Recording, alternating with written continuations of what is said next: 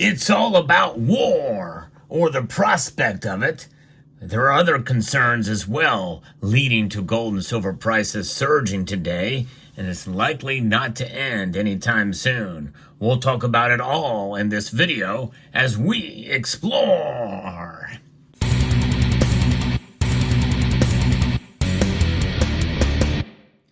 It is October the 1st. And we know what this means. I did a video recently talking about the significance of this date with regards to the Federal Reserve and also the longshoremen. But what is moving gold and silver prices up today is about war. It's about what has occurred in Israel. Iran has launched its ballistic missiles at Israel.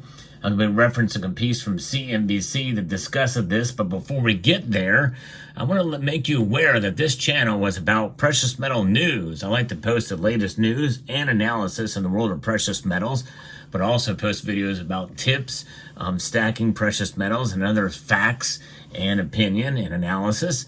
So if you enjoy the content I do produce here, I do post videos daily. And I hope you will consider subscribing to the channel. I am trying to grow the channel. So here's where the markets are right now. Gold and silver are up. In fact, the gold topped out at $2,673.40 upon news and intelligence that there was going to be missiles being launched from Iran into Israel. It is now scaled back somewhat. It is now up 1% today to $2,661.60. That's a $26.60 rise for gold's price. Silver is up almost 0.7%. It topped out at $31.93, almost near $32. But it is now up 22 cents to $31.42. The platinum group metals are also up, save for rhodium. But gold prices, they jumped on Tuesday on safe haven demand as fears of a full-out war in the Middle East escalated after Iran fired ballistic missiles at Israel. There was also a shooting that happened in Tel Aviv, but I've never heard much more about that, where some folks were injured. I don't know if there were any deaths there. Iran fired a salvo of ballistic missiles at Israel on Tuesday in retaliation for Israel's campaign against Tehran's Hezbollah allies in Lebanon. If there is a serious casualties in Israel, then we may have an all-out Middle East war. That's what I think traders are worried about right now, which could prompt further safe haven demand for gold, according to Jim Wyckoff, who's a senior market analyst at Kidco Metals. Gold, as we know, is used as a safe haven during times of political and financial uncertainty, and we find ourselves in the midst of that right now. Today's move in prices, though, were focused squarely on prospects for war and uncertainty with geopolitics in that region.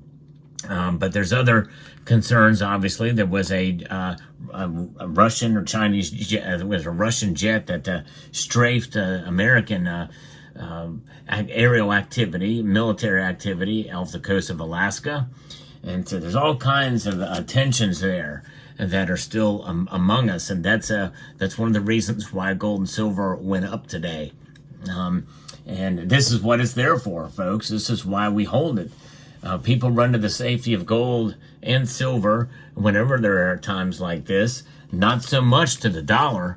And right now, there's a lot of uncertainty around the world, and this could lead to a wider war.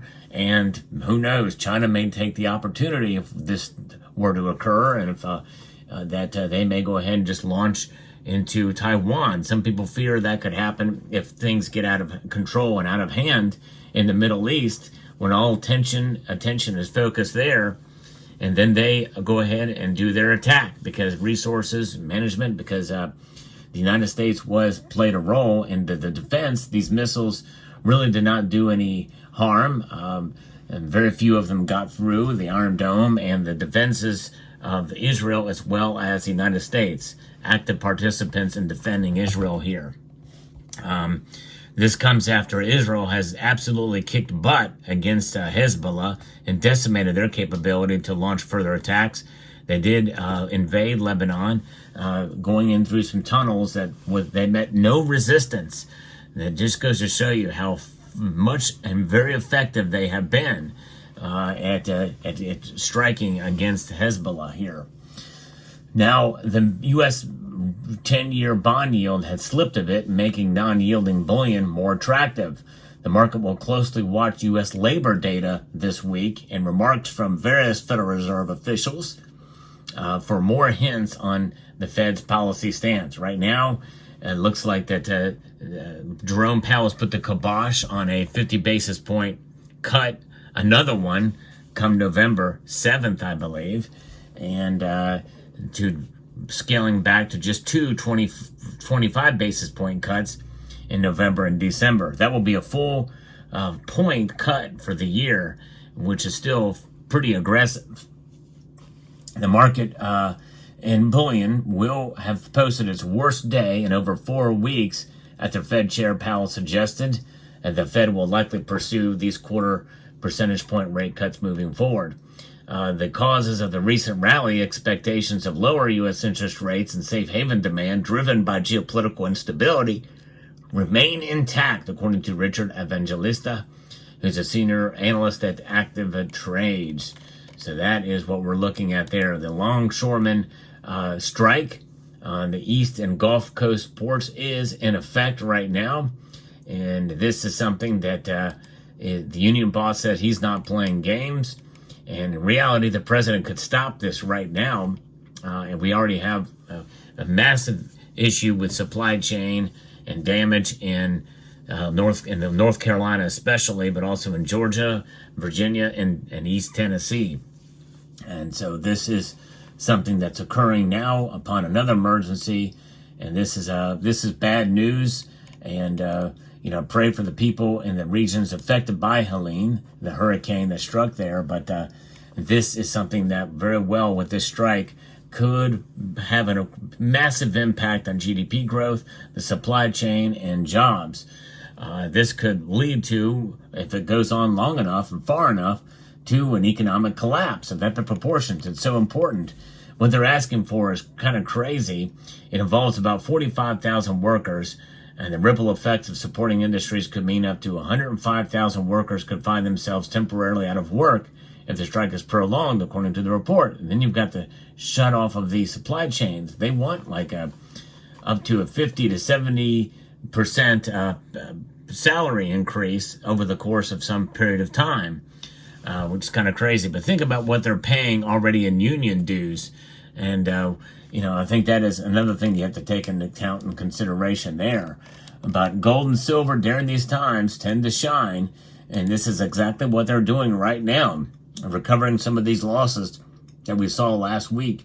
And will starting to recapture the all-time highs yet again for gold, and silver testing resistance again. It still has the ways to go. Silver really, in the end, did not move a whole lot today after it scaled back from its recent uptick to almost $32 an ounce. But one thing I do find fascinating about gold and silver is how they react there in these courses of news that make their way through. They don't go too terribly crazy, which I kind of like. I'd much rather it be a slow, steady uptick for gold and silver than just a sort of a spastic move from one day to the next. And that is what we see here today. Was not a crazy move, but it did have a pretty radical move earlier in the day once the news got out that the attack was forthcoming.